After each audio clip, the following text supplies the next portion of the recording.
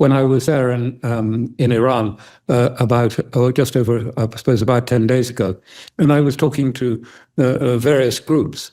I mean, it was quite clear that people had very little sense that there was going to be a deal at all.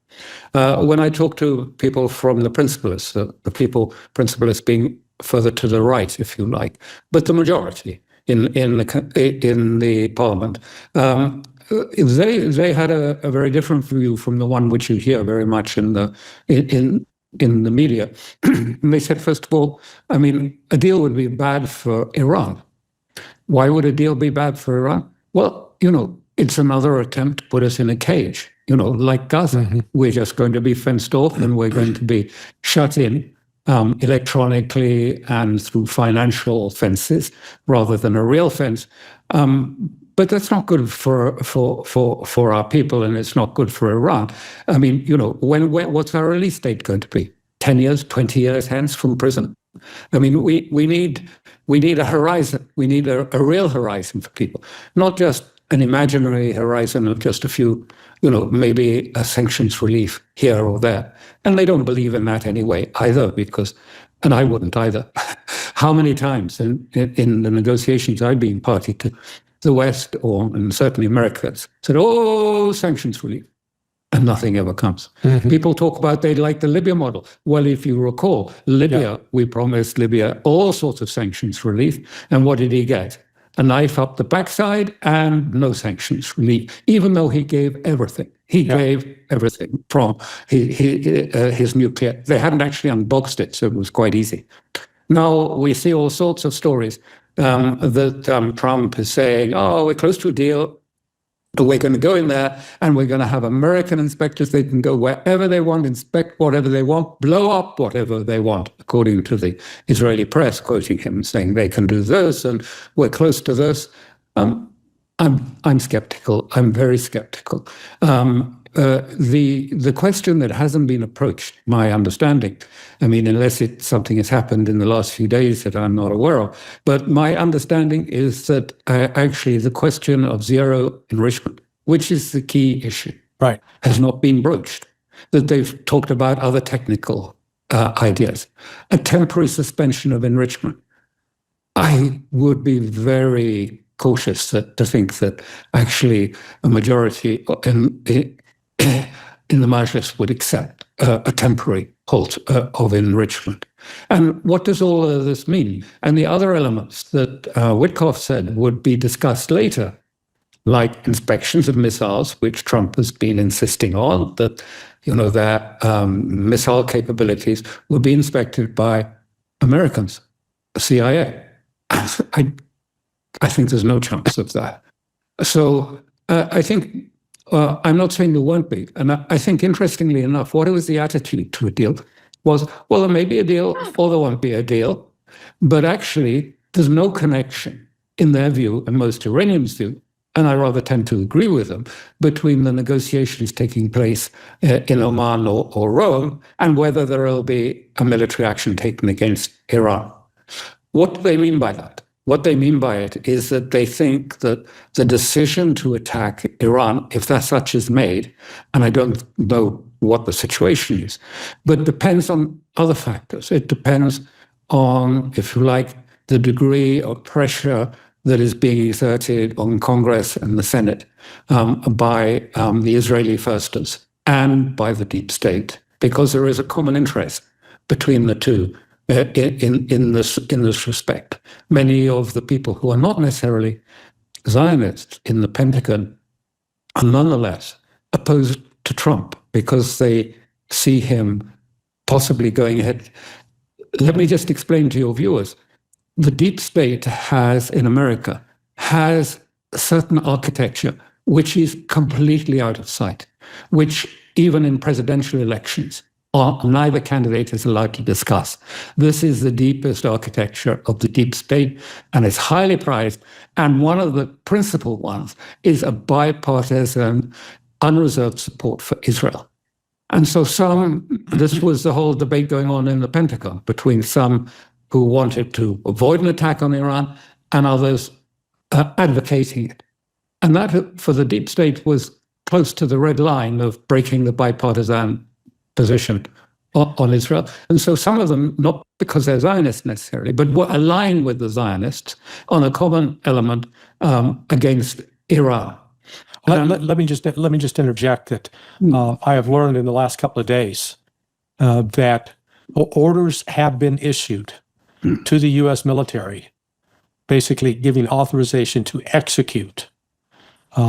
It was this is in a way. My understanding is U.S. military is now on a hair trigger, and I think if Iran does not submit, which I agree with you, they're not going to submit, then the likelihood of military action is extraordinarily high, and it would be catastrophic for the West, I believe.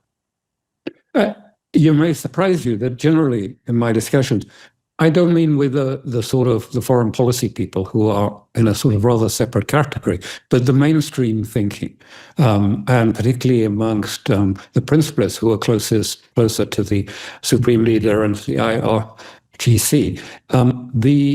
Their thinking is, first of all, as I say, there may or may not be a deal, but there may or may not be an attack. This is not something I think is understood very well in the West, that they're not sure that there will be attack, because there is a sense, first of all, is that, put aside all this bluster. At some point, someone would have to say okay to an attack on Iran. And possibly, I don't know about whether the Trump would be sort of properly briefed, but when they look actually at the situation on the ground, when they actually confront having to, if you like, take action against Iran, they would probably decide not to go ahead with it. They're not counting on it. They're not sort of hubristically saying this would stop Iran. But I do think that any attack on Iran, it isn't going to end up. They don't have any sense that it's going to end up, as some people have described it, as, there'll be sort of smoldering ruins as nuclear bombs go off and destroy everything. They don't have any of that sense. They don't think that America can attack their nuclear sites, which are buried in mountains. Yes. They don't think it's possible, even with a nuclear device. If one exists, because it would have to have conventional weapons, which are capable of penetration. And then a nuclear weapon is just a wide pressure explosion.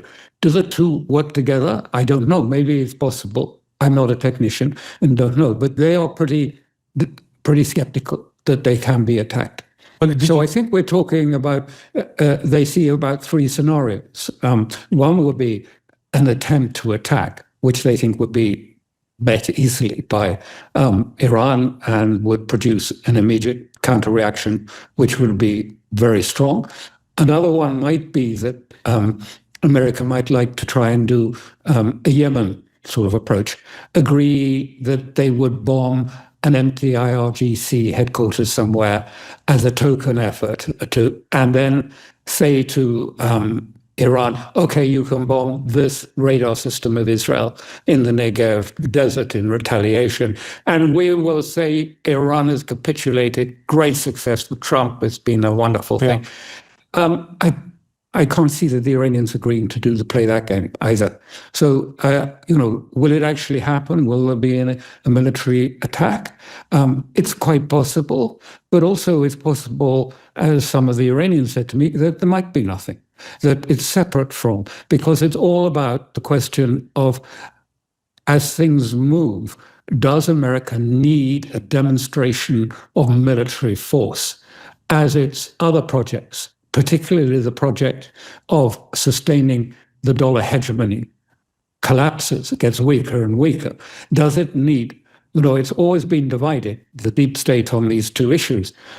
Really, do we need a sort of military display of muscle to convince people that they have to do as commanded, that America can command the outcomes of both financial and political, or do they decide, the risks of this are too great, not only for that, but the bottom line from what I see is, almost the unanimity in Senate saying that there can be no enrichment that in Iran.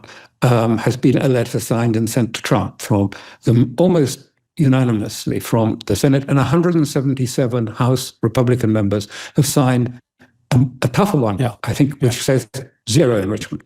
I think it will be quite hard for Trump, to go against that sort of consensus if it's true. In the House and in the Senate. It's not reflected in public sentiment, where the majority of Americans do not want another war, do not want a war with Iran. I think nearly 70% do not want a war. Right. And only a small minority support military action, about 24%. But that doesn't count compared to the consensus in the Senate and in Congress, because I think what we're doing at the moment is just treading water, because the main thing that is important, in my view, is to get the big, beautiful bill endorsed by the Senate. And until that happens, Trump remains very vulnerable to pressure from Netanyahu and from the Israeli firsters, and indeed from the deep state. So I think until that bill goes through, we're just seeing, a certain amount of backwards and forwardsing in the talks on Iran, but it won't be able to go through until that is cleared, because this is the political block, if you like. And that's what the Iranians mean when they said it doesn't matter at all what goes on really in Oman or in Rome, because the big decisions are things like, will the big, beautiful bill go through? Will it be blocked?